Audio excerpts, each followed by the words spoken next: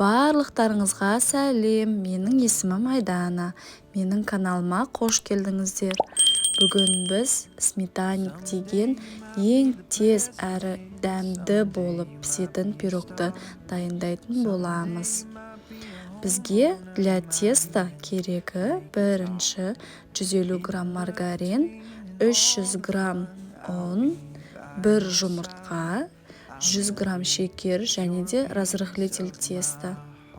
Яғни қопсытқыш 1 чайная ложка қосатын боламыз.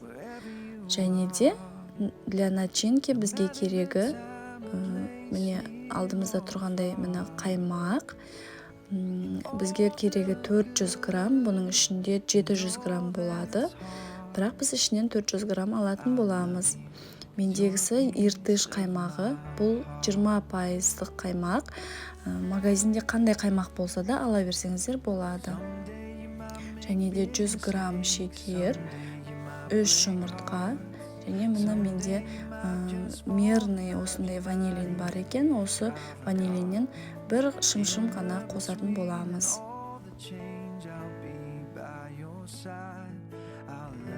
Біз ең алдымен майымызды немесе маргаринімізді алып, құтыға салып, жақсылап еземіз.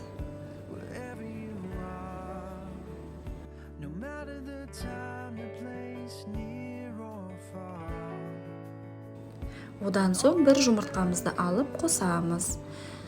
Жақсылап тұрып еземіз. Үшінші міне 100 грамм шекерімізді қосып жақсылап тұрып араластырамыз. Міне ұн 300 грамм ұнымызды алып жаймен қосамыз. Жақсылап араласу керек. Міне одан кейін разрыхлительді 1 чайная ложка қосамыз.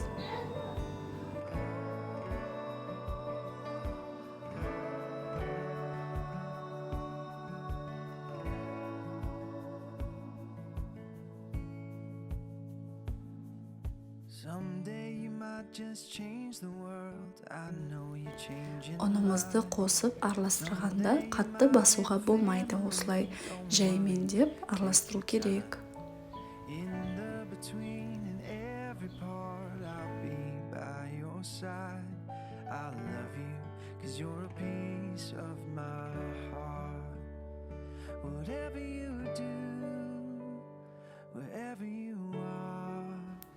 Міне бізде мынандай теста шықты.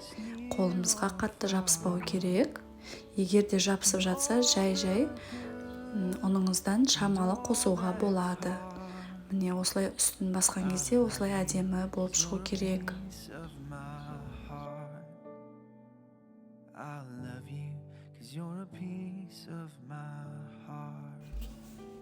Міне осындай әдемі теста шықты.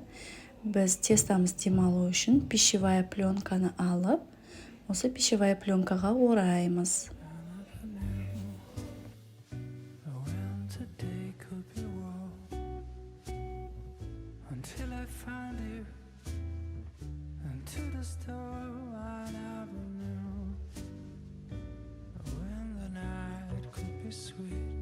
Тестамыз жақсы демалу үшін холодильникке 20 минутқа немесе морозильникке 10 минутқа қоюымыз керек. Міне біз начинкамызды дайындайтын боламыз. Құтыға қаймағымды салып жатырмын.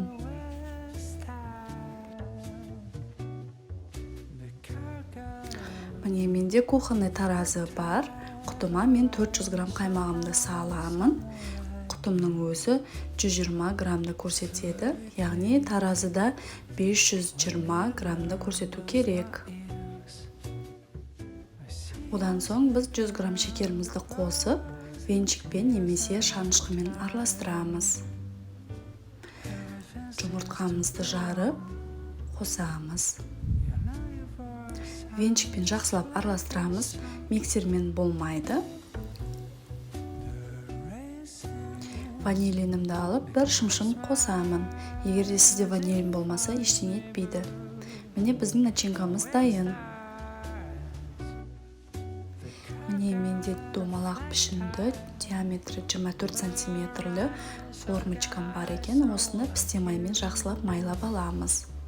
Майлап болған соң холодильниктен тестамызды алып, осы пішінге саламыз.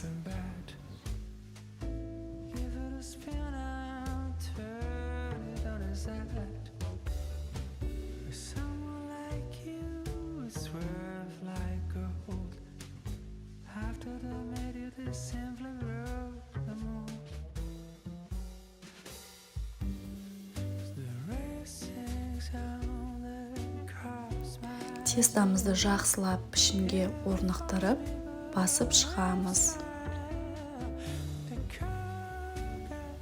Міне осындай әдемі болып шығу керек.